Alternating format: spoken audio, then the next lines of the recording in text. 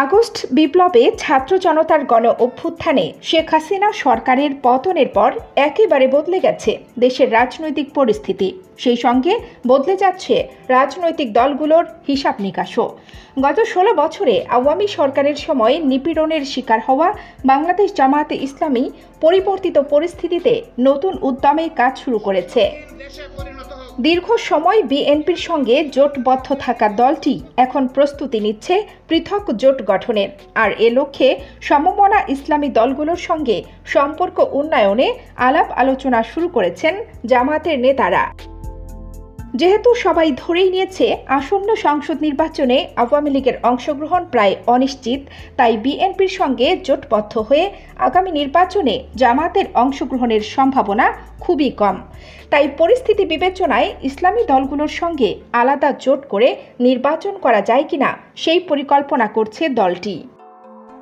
গত 15ই আগস্ট থেকে এ পর্যন্ত অনেকগুলো রাজনৈতিক দল ও সংগঠনের সঙ্গে বৈঠক করেছে জামাত। এর মধ্যে চরমোনাই পীরের ইসলামী আন্দোলন, 12 দলীয় জোট, জাকের পার্টি, লেবার পার্টি, খেলাফত মজলিসের 2 অংশ ও ফরাইজি আন্দোলন উল্লেখযোগ্য।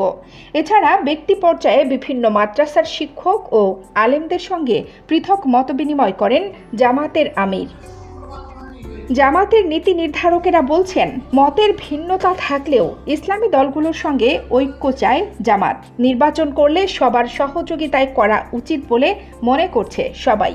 এই বিষয়ে সবাই গুরুত্বও দিচ্ছে, যদিও আলোচনার মধ্যেই এই প্রক্রিয়া সীমাবদ্ধ রয়েছে, চূড়ান্ত কোনো কিছু এখনো হয়নি।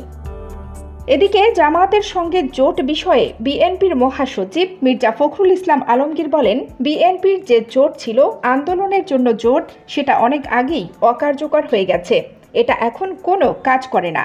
আর এদিকে জামাতের সহকারী সেক্রেটারি জেনারেল মাওলানা রফিকুল ইসলাম খান বলেন, বিএনপির সঙ্গে জামাতে ইসলামীর বাস্তবে কোনো দলীয় জোট নেই।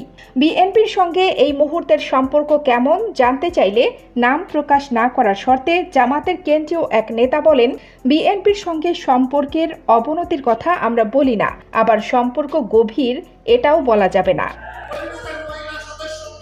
কানিস ফাতেমা, নিপা, খবর সংযোগ।